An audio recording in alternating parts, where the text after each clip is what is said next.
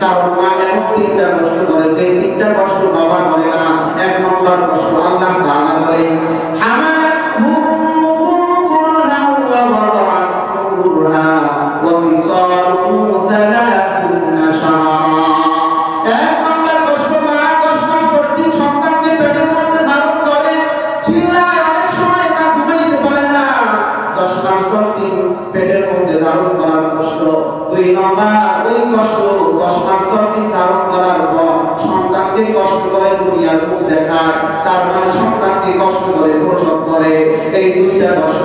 3 নম্বর সন্তান দুনিয়াতে আনার পর 2 বছর লাগাতার দুধ খাওয়ায়, কষ্ট করে, কিন্তু দুধ যে খাওয়ায় এটা তো সহজ না, কিন্তু মা ইহসান করে, সন্তানকে ভালোবেসে দুধ খাওয়ায়।